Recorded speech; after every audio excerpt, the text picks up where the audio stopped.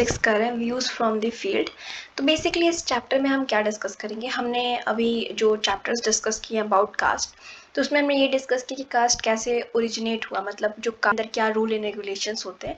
ये फील्ड का व्यू हम यहाँ पे इसलिए देख रहे हैं कि डिफरेंट डिफरेंट थिंकर्स जब फील्ड में यानी किसी पर्टिकुलर जगह पे स्टडी करने के लिए जाते हैं तो उनको पता चलता है कि बुक का जो व्यू है, मान लीजिए किसी राइटर ने एक थ्योरी बना दी कास्ट के बारे में, ठीक है। ज़रूरी नहीं है कि आप किसी गांव में जाएं तो सेम ही सिस्टम देखने को मिले। लाइक आपको पता होगा वरना सिस्टम में जो ब्राह्मण है वो टॉप पे हैं, ठीक है, क्षत्रिय फिर वैश्य फिर शूद्रास आते हैं। तो ज़रूरी नहीं है कि आप किसी गांव में जाएं तो देखिए कि ब्राह्मण टॉप पे ही है या शूद्रा नीचे ही है, ठीक है। बहुत सारे वेरिएशन हमें गांव से गांव डिफरेंट डिफरेंट जगहों पे देखने को मिलते हैं।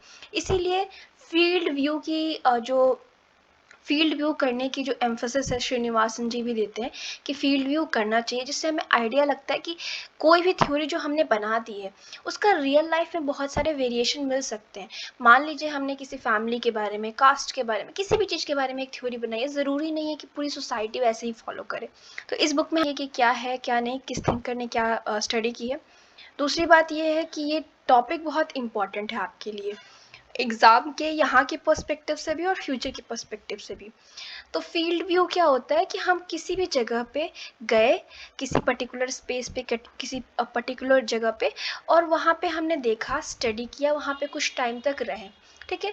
जो श्रीनिवास जी हैं वो दो मतलब तरीके बताते हैं, book view and field view Indian society की। वो कहते हैं कि जो भारत का समाज है वो अगर किताबी व्यू से हम देखें तो काफ़ी डिफरेंट हो सकता है रियल जो आप फील्ड व्यू में जाके देखेंगे। तो जैसे मेजर अगर इंस्टीट्यूशंस की बात करें, caste, joint family, village community, ये सब चीज़ें रियल में अगर आप जाके देखेंगे रियल गाँवों में तो बहुत डिफरेंट होगा जो आपने किताबों में पढ़ा होगा। इसीलिए फील्ड व्यू को इन्होंने काफ़ी ज़्यादा इंपॉर्टेंस दी है। व्यू की अगर हम बात करें तो जो कास्ट सिस्टम है उसमें सुपीरियर पोजीशन किसका होता है, ब्राह्मण का। अगर कास्ट सिस्टम की हम बात करें, जाति प्रथा की बात करें, तो ब्राह्मण टॉप पे है और जो अनटचेबल या अछूत जो कास्ट है वो सबसे नीचे है, ठीक है। एंड ये बहुत ही स्ट्रिक्ट है, और मोबिलिटी यानी आप अगर अनटचेबल अछूत है तो ज़रूर आपको मोबिलिटी बिल्कुल नहीं मिलेगी, आप जो बॉर्न हुए हैं उसी में आपकी डेथ होगी, ठीक है। इस तरीके से दिखाता है बुक व्यू, ठीक है। लेकिन जब आप फील्ड में जाएंगे और आप कॉन्टेक्स्ट में मतलब कास्ट को देखेंगे, एक सिचुएशन में कास्ट को देखेंगे या जो लोगों की रियलिटी है उसको देखेंगे, तो आपको पता चलेगा कि रियल लाइफ सिचुएशन में काफ़ी डिफरेंसेस मिल जाएंगी जो कि बुक्स में बात नहीं की जाती हैं, ठीक है। सोशल मोबिलिटी यानी सामाजिक तौर पे जो आपका उत्थान है, आप भले अनटचेबल पैदा हुए हो पर आपको हो सकता है कि बेटर अपॉर्चुनिटी मिली हो, पैसा आया हो या पॉलिटिकल पावर मिली हो, कुछ भी जिससे आपका सिचुएशन चेंज हो गया हो। आप ज़रूरी नहीं है कि अछूत बॉर्न हुए हो तो अछूत ही रहो, ऐसा आपको फील्ड व्यू आइडिया दे सकता है, ठीक है। तो इसी चीज़ को हम स्टडी करेंगे इस पर्टिकुलर चैप्टर में। कास्ट की बात करें तो हर सोसाइटी में अलग अलग तरीके से होता है। सोशलॉजिस्ट और एंथ्रोपोलॉजिस्ट जो हैं उनको ये पर्टिकुलर चीज़ जो कास्ट सिस्टम वगैरह हो गया वो पढ़ना काफ़ी इंटरेस्टिंग लगता है, फील्ड से भी, एक्सपीरियंस से भी, बुक से भी, ठीक है। और जब भी कोई थिंकर, सोशलॉजिस्ट या एंथ्रोपोलॉजिस्ट गया है जब फील्ड में स्टडी करने के लिए, ठीक है, उनको कुछ नया मिला है जो बुक में उनको नहीं मिला था, ठीक है।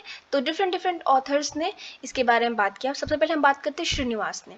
तो इन्होंने बात किया क्योंकि इन्होंने बहुत ज़्यादा एम्फोसिस दिया था कि फील्ड बेस्ड स्टडीज़ की जाए कास्ट सिस्टम और भी कॉन्सेप्ट्स की। तो ये सबसे पहले अपनी कॉन्सेप्ट संस्कृताइजेशन की बात करते हैं। तो संस्कृताइजेशन को अगर मैं सिंपल लैंग्वेज में एक्सप्लेन करूँ तो क्या होता है कि देखिए, जो अपर कास्ट है उसके रहन सहन, उसके बात करने का तरीका, उसके खान पान का तरीका, उसको धर्म को जिस तरीके से वो देखता है या धर्म में वो जो प्रोसेस करता है, रीति रिवाज एंड ऑल, वो बहुत अलग होती है जो लोअर कास्ट होते हैं। तो संस्कृताइजेशन के प्रोसेस में क्या होता है कि लोअर कास्ट खुद को ट्वाइस बॉर्न जो कास्ट है यानी अपर कास्ट है, उच्च जाति है, उनकी तरह बनाने के लिए उनके रूल एंड रेगुलेशंस को फॉलो करने लगते हैं, ठीक है। कि उनकी जो कास्ट हायरार्की है यानी कास्ट में जो अपर कास्ट है उनकी उसी की तरह उसकी रिस्पेक्ट होने लगे। तो इस टाइप की कॉन्सेप्ट को आप रियल लाइफ में जब फील्ड व्यू में जाके आप देखेंगे तो आप देखेंगे कि किस तरीके से लोअर कास्ट भी, अनटचेबल्स भी पूरे रूल एंड रेगुलेशंस जो हैं अपर कास्ट के फॉलो करके खुद को संस्कृताइज कर लिया है और मतलब वो बेटर पोजीशन पे हैं। तो इस टाइप की चीज़ें मिलती हैं। संस्कृताइजेशन आगे भी हम डिटेल में डिस्कस करेंगे, बट संस्कृताइजेशन में बेसिकली यही है, ठीक है। उसके बाद एक और चीज़ यहाँ पे हाईलाइट किया जाता है कि ज़रूरी नहीं है कि सब संस्कृताइज होके ही खुद को टॉप पे पहुँचाएं, और भी तरीके हैं, अभी हम, ठीक है। तो जो वेंचर हैं उन्होंने एनालाइज किया कास्ट सिस्टम, जाति प्रथा को बॉटम अप अप्रोच से, यानी निचले तबके से देखना शुरू किया, शूद्रास, वैश्यास, क्षत्रियन, ब्राह्मण, ठीक है, नीचे से। एंड उन्होंने बेसिकली अनटचेबल्स जो तमिलनाडु में थे, जो अछूत कास्ट तमिलनाडु में थे, उनकी स्टडी किया। एंड मतलब वो बताती हैं हमको, इस तरीके से हमको पता है, उसी चीज़ को इन्होंने एक्सप्लेन किया है कि जो कास्ट सिस्टम होता है ना, उसमें जो अपर कास्ट है उसको तो सारी प्रिविलेजेस सब वो मज़े कर रहा है, उसकी लाइफ एकदम परफेक्ट है।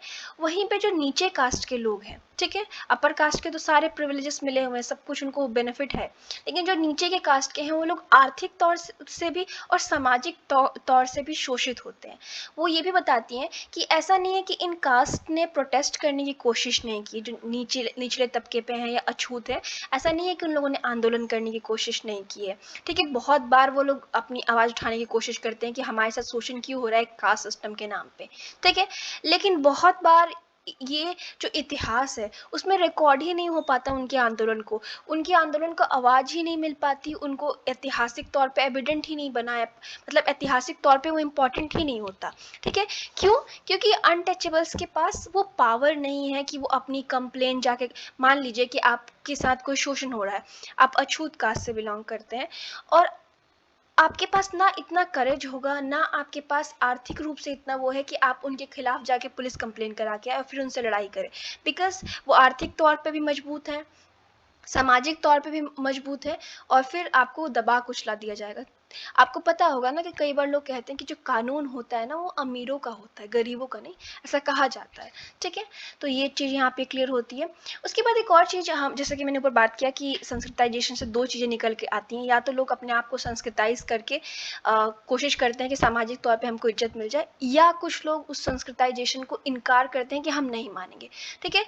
एक स्टडी हुई थी जाथव्स पे, ये जातव्स या यादव्स, दोनों में से कुछ भी हो सकते हैं, क्लियर आप कर दीजिएगा हिंदी की बुक से देख के, बिकॉज समटाइम्स क्या होता है ना कि इंग्लिश के जो राइटर्स होते हैं वो थोड़ा कन्फ्यूज़न क्रिएट कर देते हैं, ठीक है। तो मैंने चेक किया था बट मुझे कोई प्रॉपर वो नहीं मिला, तो चातफ ले लेते हैं हम। ये आगरा में रहने वाले थे और उन पे लिंच ने स्टडी की है। उन्होंने हमें एक चीज़ बतानी, चातफ्स थे वो पहले तो अपने आप को संस्कृताइज करना चाहते थे, यानी अपर कास्ट के जो रूल एंड रेगुलेशंस थे उसको एक्सेप्ट करके उसकी तरह बनने की कोशिश करते थे। फिर उन्होंने इस आइडिया को, इस प्रोसेस को बिल्कुल इनकार कर दिया, उनको क्यों नहीं करवाना था संस्कृताइजेशन, ठीक है। क्योंकि उनको पता चला कि जो अपना स्थान ऊंचा करना है या मोबिलिटी जो लेनी है वो ऐसे भी हो सकती है, मुझे मतलब ज़रूरी नहीं है कि हम अपर कास्ट जैसा ही बने, ठीक है। तो बेसिकली वो अपॉर्चुनिटी क्या थी या वो तरीका क्या था कि आप कास्ट, मतलब जो ये सिस्टम है उसमें आप अपना स्थान ऊंचा कर सकते हैं। तो जिस तरीके से आपको पता है कि पार्लियामेंट्री डेमोक्रेसी है, ठीक है, एंड पॉलिटिकल पार्टिसिपेशन जो है जातव्स का बढ़ा, मतलब बेसिकली आपको पता है कि हमारे पॉलिटिकल सिस्टम में कोई भी किसी भी कास्ट का कैसा भी है वो पार्टिसिपेट कर सकता है, किसी को पार्टिसिपेशन से रोका नहीं जाता, ठीक है। तो उन लोगों ने अपने आप को पॉलिटिकल पार्टीज बना के या पॉलिटिकली खुद को एक्टिव किया, मतलब राजनीतिक तौर पे खुद को सामने रखना शुरू किया, और उन्होंने अपने राइट्स की मांग करना शुरू की कि भाई हमारे ये अधिकार हैं, हमें मिलने चाहिए, हमको इक्वली काम करने का मौका मिलना चाहिए, कोई हमको दबाना नहीं चाहिए, इस तरीके की बातें करना शुरू की, ठीक है। एंड इन लोगों ने अपनी जो सेकुलर एसोसिएशन बनाई, जैसे कि ट्रेडिशनल पंचायत्स वगैरह होती थी जहाँ पे जाति के नाम पे लोग पता नहीं क्या क्या कुछ चीज़ें सुनाते थे कि अगर उसके किसी अपर कास्ट के घड़े से आपने पानी पी ली तो आपको सज़ा मिल जाएगी, इस टाइप की पंचायत को हटा के इन्होंने प्रॉपर जहाँ पे लॉज और वगैरह की बात की जाती हो, जहाँ असमानता को हटा के समानता की बात की जाए, इस तरीके की चीज़ों को मतलब एसोसिएशंस बनाना शुरू किया, और इन लोगों ने इलेक्शन में खड़ा होना शुरू भी कर दिया, पॉलिटिकल पार्टीज भी बनाई, इसके थ्रू मतलब राजनीतिक शक्ति के द्वारा अपने आप को मजबूत कर लिया, और जब राजनीतिक पावर आ गई तो आर्थिक पावर तो अपने आप ही आ जाएगी, ठीक है। तो जो राजनीतिक आर्थिक पावर उनको नहीं मिल सकी थी ट्रेडिशनल सिस्टम में, उन्होंने राजनीति द्वारा खुद को मजबूत करके उसको पा लिया, ठीक है। एंड एक और एक और हम केस लेते हैं सिंह का, जिन्होंने संस्कृताइजेशन का तीसरा पैटर्न हमको बताया। फर्स्ट पैटर्न क्या था कि छोटे कास्ट के लोग अपर क्लास के जो रूल एंड रेगुलेशन है अपर कास्ट की, उनको मान के अपने आप को चेंज कर रहे हैं, अपर कास्ट जैसा खुद को बना रहे हैं, ऊपरी जाति जैसा खुद को बना रहे हैं। दूसरा था जो बिल्कुल मान नहीं रहा कि हमें नहीं बनना ऊपर उच्च जातियों की तरह, हम तो जैसे हैं वैसा ठीक है, हम राजनीति द्वारा खुद को पावरफुल कर लेंगे। एक और पैटर्न हमें देखने को मिलता है संस्कृताइजेशन का, जिसको सिंह ने स्टडी किया है, और यहाँ पे पता चलता है, ये उत्तर प्रदेश में बेसिकली अपनी स्टडी करते हैं, कि यहाँ पे कुछ कास्ट है वो और ट्रेडिशनल हो रहे हैं। किस तरीके से? और ट्रेडिशनल भी हो रहे हैं और इस आइडिया को रिजेक्ट कर रहे हैं कि जो ट्वाइस बॉर्न कास्ट है, यानी जिनको दो बार जो पैदा हुए हैं, या बेसिकली ब्राह्मण क्षत्रिय वगैरह, उनकी जो सुपेरिटी है या वो उनका जो वर्चस्व है उसको मानने से इनकार कर रहे हैं। किस तरीके से? कुछ कास्ट ईस्टर्न उत्तर प्रदेश में ब्राह्मण से भी पानी पीना इनकार करते हैं, क्योंकि मानते हैं कि ब्राह्मण पवित्र नहीं है। ठीक है, ये काफ़ी इंटरेस्टिंग है एक्चुअली। एंड कुछ अनटचेबल जो अछूत कास्ट है, तो वो क्या करते हैं कि वो संस्कृताइजेशन तो उनका हो रहा होता है, तीसरा पैटर्न जो संस्कृताइजेशन का है, पर जो ये बुक व्यू है, जो किताबी व्यू बताया जाता है कास्ट सिस्टम के बारे में, उसको मानने से इनकार कर देते हैं। फर्स्ट तो कहते हैं कि भाई ब्राह्मण भी पवित्र नहीं है, आप हमको जो भी कह लीजिए, हम सबसे पवित्र हैं या हम ज़्यादा ट्रेडिशनल हैं। ठीक है, हम, और दूसरा कह रहा है कि हमें किताब की व्यू को मानना ही नहीं है कास्ट सिस्टम, कौन कहता है कि हम अछूत हैं। ठीक है, तो इस तरीके से व्यू भी आते हैं। कोहेन की स्टडी में बताते हैं कि बेसिकली कोहेन जो है स्टडी करते हैं चमार्स जो होते हैं कास्ट में, और वो बताते हैं कि इन लोगों ने मतलब जैसे कि चमार कास्ट में, सॉरी अगर किसी को इस चीज़ से बुरा लग रहा हो, बस मैं बुक यहाँ पर पढ़ा रही हूँ, मेरा कोई भी किसी को इंसल्ट करने का कोई मोटिव नहीं है। अगर किसी कास्ट को लगता हो कि मैं उसका इंसल्ट करी तो मैं बिल्कुल भी इंसल्ट नहीं करी, मैं आपको जो बुक में व्यूज़ वगैरह हैं वही एक्सप्लेन करूँ। ठीक है, बिल्कुल सोशलॉजिकल पर्सपेक्टिव से देखिए। तो बेसिकली जो चमार्स हैं उन्होंने क्या किया कि जैसे जैसे उन लोगों में लिटरेसी बढ़ी, मतलब पढ़ाई वगैरह उन लोगों ने सीखी, उनको भी ऊपर आने का मौका मिला, तो वो कई सारे हिंदू जो ट्रेडिशन की बुक वगैरह हैं, स्टोरीज़ वगैरह हैं जो अलग अलग भाषाओं में निकलती हैं, उनको पढ़ना शुरू किया। उसके बाद शहरों में जॉब वगैरह करना भी शुरू कर दिया, और उन लोगों ने जो हिंदू ट्रेडिशन में जो भी मतलब पूजा करने के तरीके वगैरह होती हैं, उन सबको करने लगे। आपको एक चीज़ पता होगा कि पहले जो अगर हम नॉर्मली देखें तो कास्ट सिस्टम के हिसाब से चमार्स को राइट नहीं था कि वो पूजा पाठ कर सके या मंदिरों में जा सके। ठीक है, उस तरीके से जिस तरीके से अपर कास्ट को था। लेकिन इन लोगों का एजुकेशन होने की वजह से, अर्बन एम्प्लॉयमेंट होने की वजह से, जॉब्स वगैरह मिलने की वजह से इन लोगों ने खुद को उस चीज़ से ऊपर उठा के देखा, और इन लोगों ने वो सारे हिंदू ट्रेडिशन फॉलो करने लगे जो इनको फॉलो नहीं था करना। ठीक है, तो एक और ये तरीका आपने देख लिया संस्कृताइजेशन का। तो कई सारे वेरिएशन आपको संस्कृताइजेशन के देखने को मिले। काफ़ी इंटरेस्टिंग चैप्टर है, अगर आप थोड़ा सा यहाँ पे प्रेजेंट होकर अंडरस्टैंड करें तो आपको पता चलेगा कितना कूल है इंडिया। मतलब कास्ट सिस्टम के बारे में नहीं बात करी, कितना कूल है, मतलब कितनी इंटरेस्टिंग वेरिएशंस हमारे कंट्री में मिलती हैं।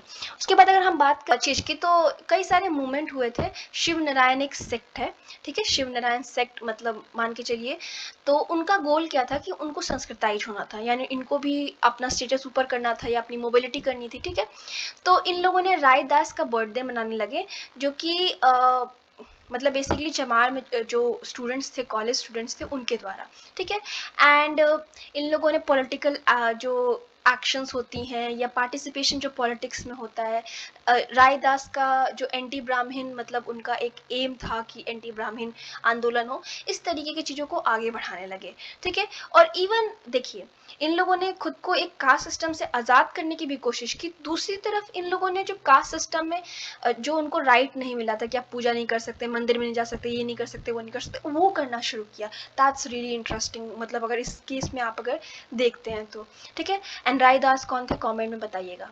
कई सारे हम आंदोलन देखते हैं कि जो नॉन ब्राह्मण कम्युनिटीज़ है, जो ब्राह्मण नहीं है, वो ब्राह्मणों के खिलाफ बहुत सारे आंदोलन करती हैं। एंड जितने भी ये सेक्रेड जो पवित्र किताबें वगैरह होती हैं, उनको भी चैलेंज किया जाता है कि किस बेसिस पे कास्ट सिस्टम वगैरह है। आपको पता है कि कास्ट सिस्टम में बहुत रिजिड सिस्टम है, बहुत स्ट्रॉन्ग कठोर सिस्टम है कि आप अपने जाति से बाहर शादी नहीं कर सकते। अगर किसी के साथ आप खाना खाए, किसी के साथ बैठ गए छोटे कास्ट में, तो आप अपवित्र हो जाओगे। इस टाइप की चीज़ें थी। चीज़ देखने को मिला जब हम फील्ड में निकले कि ये सब चीज़ें अब थोड़ी चैलेंज की जा रही हैं, और किस चीज़ से इन्फ्लुएंस इस पे आ रहा है कास्ट सिस्टम के उसमें, कि कोई अगर मान लीजिए कि राजनीतिक तौर पे, आर्थिक तौर पे मजबूत हो जाता है तो अपने आप बदलाव आने लगता है।